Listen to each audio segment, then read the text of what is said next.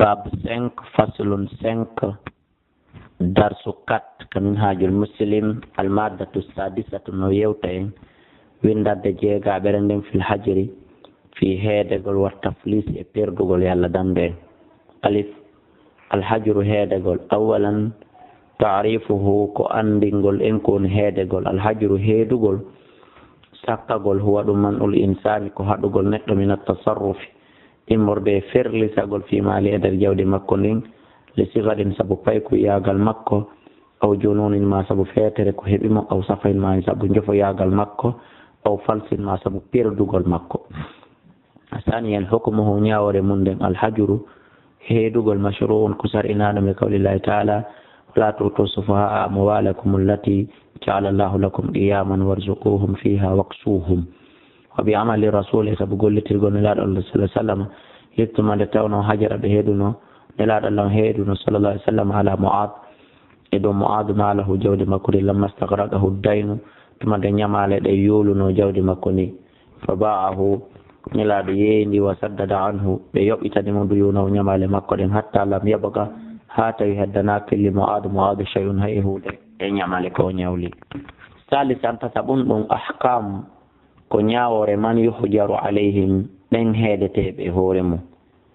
awalan ara noon assahiru ko paykum wa huwa ɗum attiflu ko poobohum alladi ko lam yablugu tawkum hewtari taw al huluma helle fiye wa hukmuhu ñaawore makko nden ñaawre mum nden anna tasarrufatihi wonde no ferlisale makko almaliyati jawdi yanko hayru jaisatin wona ko dagi taw illa biridan waliday sona e jungo wela e jibimɓe mo ɓen aw wasiyihi ma mo wasi o dayo wonɗon in kana so laatiki yatiman ko alyatimajo wa yastamiru dumoto alhajru heedegol ngol ala e makko ilal bulughi ha o helli fee ma lam yazhar ma dama feeñali min e makko safahum jofo yagal fa yastamiru haray dumoto alhajaru jofo yagal ngal e makko ila solahihi ha sellugol makko jofo yagal ngal iwa in kana solat katiman ko alyatimajo muson alayhi wasiyaɗo e hoore mum fajuru haray heedegol makko ngol yaɓoka ko heddoto ɗum ila tarshidihi ha faade fewgol makko baada buluki ɓawa helli feede makko li qawli ta'ala sabu ngol daalol Allah ɗo wabtalu jarribe alyatama hatta ida balagu nikaha fa in anastum minhum rushdan fadfa'u junnito ilayhim faade maɓɓe mo walahum jawle maɓɓe ɗen saniyan ɗimmum ɗum asafihu ko jofojo wa huwa ko woni on almubaddiru ko on yeebowo limalihi jawdi makko ndi mbin faqihi e dépense gol ndi fi shahawatihi e belayeji makko aw bi su'i tasarrufihi ma sabu bonugol e firlisagol makko jawdi ndi li qillati ma'rifati sabu fandugol andugol makko bima swali ko nafatamo kon kanko tigi fa yuhjaru alayhi haray on ɗon kadi sakkete e makko jawdi makko ndi bi talabin sabu ɗaɓɓugol e min warasati mordero nayɓe mo ɓen fa yumna o haray o sakke min tasarrufi ferlisagol fi mali e nder jawdi makko ndin bi hibatin sabu okkugol aw bay in ma yeeygol aw shira in ma ɗum sodugol hatta yursada ha o feewa fa in tasarrafa si o ferlisike ba'da alhajri ɓaawo o heedede fa tasarrufatu haray ferlisale makko kala mo okke kala mo yeeyi batilatun ko mere la yunaffadu gollitirtake minha e muɗum shay'un hay e hunde وما كان كلا كلاتين قبل الهجر كأدي هدي عليه مكة فنافذ هراي أنهم كسي إنتين لا يرد جون تتاكي كو أوكي كو يي منه يموت شيء هاي هون. ثالثا المجنون في تلو وهو كون من اختل عقله كم لمن إنصرتي فضعف له إدراكه فام قول مكة فيوجر أودو كدي هدي عليه ور مكة فلا تنفذ أسي إنتا تصرفاته في اللسان مكة المالية جوليان كو جدين ila an yabraha o ndikka wa yauda ilayhi yildito e makko kamalu aqlihi timmugol haqqille makko ɗe li qawlihi sallallahu alayhi wa sallam sabu mako nelaɗo Allah sallallahu alayhi wa sallam rufi al qalama karambol ngol hino ɓantan an salataten gaye tato anil majnuni feetuɗo e almahlubi hellifaɗo almahlubi majjaɗo hattaɗo ala aqli dow haqqille mum ɗe hatta yabraha o ndikka wani naymi ɗani ɗo hatta yastagita ha o fina wani sobiyi e pay kum hatta yahtalima ha kum hoyɗito rabi an nayi ɓon almaridu nawnuɗo wawa tawa kanko wawa koni on man marida ko on nawnuɗo maradan nawnare yukhafu minhu ta emo hulanayimare alhalaku mayigol aada tan ka aada tawa ka aada no andama nde ɗo nangi ko ɓuuri hewde kon o sellata fa inna li warasati harayno hanani ronoɓe mo ɓen almutalabatu ɗaɓɓugol bil hijiri heedegol jawdi ndin alayhi hoore makko fa yumna o sakke no tasarrufi e firlisagol bima yasidu konko tata hino ɓeydi an kadi haajati embere haaju ko hatto jini kon min aqlini morde e ñamgol wa surbin e yargol wa malbasin e ɓornagol wa maskanin e hoɗugol wa dawain e ñawdagol hatta yabra ha o ndikka aw yahalaka ma ha o maaya. ba attaflisu perduɗo awalan arani ɗum taarifu ko andigol en ko wiyete perduɗo. attaflisu perdugol huwa ɗum huwa koni o an tastagriga ko nde yoolata duyunul insani ñamale neɗɗon nde ɗen ɗon moɗata yoola jamia ma yamliku dendandangal ko jeeyi kon falam yusbihu lahu ta wontantamo fi mali e nder jawdi makko ndin wafa li duyuni ko wawata yuɓtude ñamale makko ɗen. te goɗɗo ñawloto ñamale hata ko o mari kon fof si yeytama wawata timmude ñamale makko ɗen. saniyan ahkamuhu ñawre mum nden littaflis no waɗani perdugol ahkamu no ñawoje hiya koni ɗen awalan alhijru alayhi ko heedegol e makko ida talaba bidhalika si ɗaɓɓiri ɗum alghurama o ñawlaɓe ɓen ay ashabu duyun jomiraɓe ko ɗum woni ñamalle ɗen. saniyan ɗi mum ɗum bay ko yeygol jami ma yamliku dendanangal ko jeeyi ko ma adali baso si wona ɓornateri ko ɓornoto kon wa ma la budda lahu e konko tata feere o alanamo min e muɗum ka to amihi hono ñamete ko ñamata kon wa sharabi e jaran ko yarata summa qismata dhalika retti ɗum sendite alal wurama e hoore ɓe o ñawliɓen fof no ha sosa tan geɓe ɓesbidu yunin goto kala hen ɗo embere ñamale maɓɓe ko ɓe ñawlini kon. salisan tata ɗum ɗum man wajada kala tawɗo minal wurama e morde maɓɓe kamɓe ñawliɓe ɓe mata'ahu matériel makko miram makko mo o ñawli o mbiyayni kanko tigi tigi lam yatagayyar tawa o waylali afadahu ko kanko hani mo ƴettude duna baaqil wurama ko alda e ko woori hedditiɓe ñawluɓe ɓen ele kawli sallah sallam saabu mako ne laaɗo man adraka mata'ahu kala tawɗo miram hum makko kon mbiyayni kanko tigi tigi tawi marchandise makko on e jung inde insani e jungo neɗɗo kadi a flasa tawɗo perdi fa wa haqqu ɓe haray ko kanko hande hettugol ɗum ɗon tawatake ko senditete hakkude ñawlaɓe ɓen. wa hada mashrutun aidan ɗum ɗo kadi ko sartina ɗum ɓe allah yakuna nde laatotako nde o laatotako kadi ahadata gomɗi o ƴettina min samani modde coggu mum on shay'an seeɗa wa illa so wona ɗum fa waray kanko uswatul wurama aray mo jeeya e dental ñawlaɓe hedditiɓen so tawi woni kumpi hunkun o tawi ɗon tawi o hendinoke avance haray ɗon e kanko e hedditiɓen heɓe fota e muɗum. rabian nayi mum ɗum man sabata kala on mo tabiti hisaruhu sattede mum indal hakim e jungo ñawowo mbimana ko woni ɗum annahu kanko lam yakun ladayhi tawa laatake jungo makko malum jawdi hunde o mata an ma naftor ɗum hunde yuba o kono yeye fa yusaddidu bihi yoɓitiri ɗum daynuhu ñamale makko ɗen. fala tajuzu haray dagotako mutalabatu ɗaɓɓugol mo ƴantugol makko wala mula aray dagatako kaw ƴante wala mulazamatu wona ngannugol mo e gawli ta'ala wa in kana si on tigi laatike dow usratin ko jomiraɓe sattede fa nasiratun haray koye mettinanmo ila maysara ha o newinane. wode kawli e mako nelaɗo sallah sallam ale wurama e ahadil madinina wonande goto e ñawliɓe wonande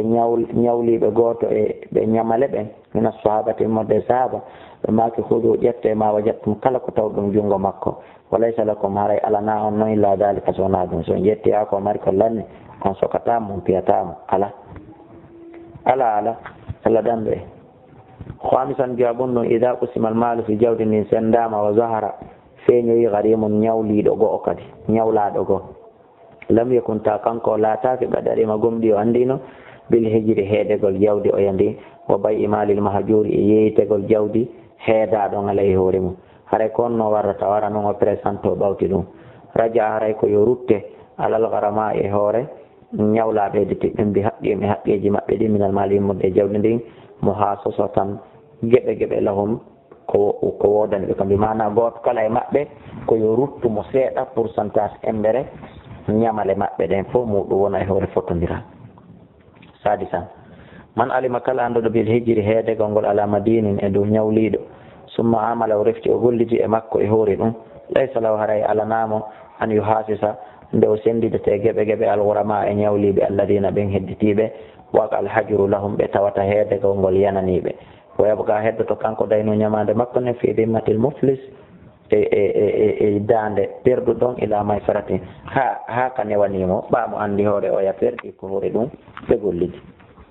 salisan tatabun ɗum kayfiyatu kitabatil hijri alal muflis mbaadi ko honno kaydi nde windirte e hoore heedugol oɗo perduɗo. badal basmala ɓawa bisimillahi alhamdulillahi taala yettugol allah hino no windirte.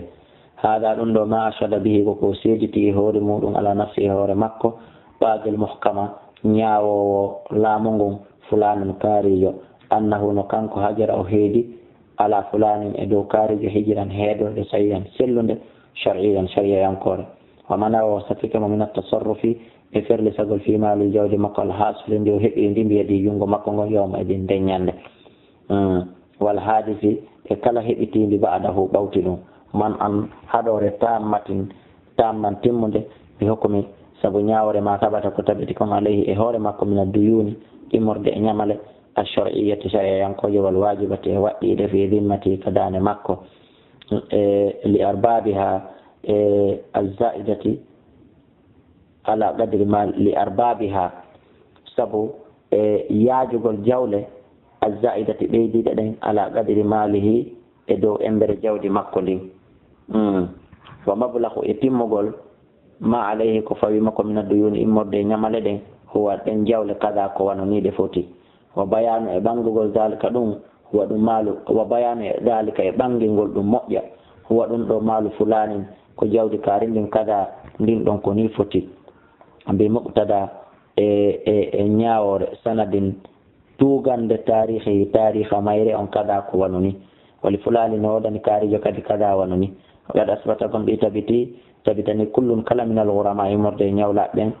daynohu ñamande muɗum nden ladal muhkama e jungo ñaawowo mbi mawjibi sabu waɗɗande sanadatin tugordeji sahihatin selluɗi mutabaratin konsidiraɗi shar'an sharia yanke jum wastu holifa ko ɗum woni wondinama kullun minhum goto kala maɓɓe ala dalika e dow ɗum wa kana dalika ɗum ɗo laatike ɓaɗen sabata ɓawa tabatude indal hakama e jungo ñaawowo bil bayinati ɓangandi e alshar'iyyati shariyankejo annal madina wonde no ñamale almadkura jantaɗe ɗen musiru annal madina no ñawliɗo almadkura jantaɗo musirun ko sattiraɗo ajizun ko ronkuɗo few an wafayi ga yoɓugol ma alayhi ko fawima ko min adduyuni immorde ñamale almadkurati jantaɗe ɗen wa anna mawjudahu e wonde no wodede makko ko o mari kon la tabqi heddake qimatuhu valeur muɗum on bima alayhi sabu konko fawima min adduyuni immorde e ñamale illa ala almuhasasa so wona e dow geɓoy mo ɓeya hetta tum pourcentage o seeɗa athubutu tabitande alshar'i shariyankore wa hakama ñaawi bi falasi sabu perdugol almadkuri oɗo jantaɗo wa sihhati alhijri e sellugol heedugol ngo alayhi hoore makko hakkaman ñawre shariyankore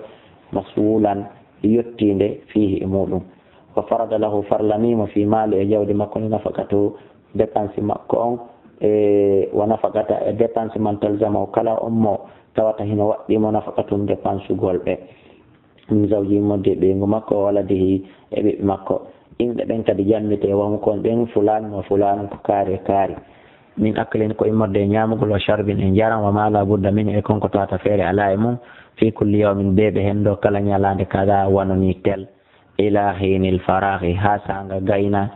min bayi am tati yeegol matériel ji makko ɗin fof wa amlakihi e ɗi piiji ko o jeeyi kon fof o gasim e sendegol mayata hassal kala ko heeɓi baynal ghurama e hakkude ñawliɓɓen nisbati duyunihim embere ñamale maɓɓe ɗen alal wajihi shar'i e hoore bange shar'inaɗo wa dalika ɗum ɗo ko waɗi bi tarihi kada ko e nder sa'i kaarijo ko ni lettere on windirte ma resi on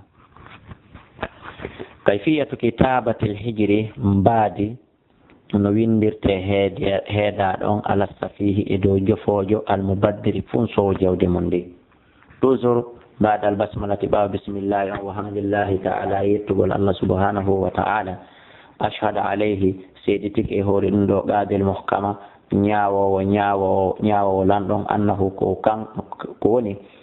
hajara o heedi ala fulani e dow kaarijo hajaran heedode sahiyan sellude shar'iyan shari'a yankore wa mana'ahu o sakkike mo min at-tasarrufi e ferlisagol fi mali e nder jawdi makko al hasili wodundi ndin heɓindi ndi yawmayde nden ñande wal hadisi e kala fuɗɗoyindi heɓitagol baɗahu ɓaawo ɗum man an sakkande shar'iyan kore wa hajiran e heedode mu'tabaran konsidirade taskande baɗan sabata ɓaawo tabiti indahu e jungo makko bil bayyinati ɓangan mbiye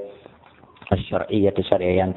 أن فلانا وندن كاريجو المذكورة جانتادو سفيهن كون يفوجو مفسد لمالي كون ربونو دي جاود مكوني مبدر له كون دي فونسو دي مسرف في انتنا في انفاقه اندر ديبانسو غول مكونغول وفي بي اندر نغيغو مكونغو وابتيائه سودو غول مكونغول مستحق كو هاندو لدرب الهجر في مستحق كو هاندو لدرب الهجر في وادغول heedode alayhi e hoore makko wa man e sakkegol mo min at-tasarrufi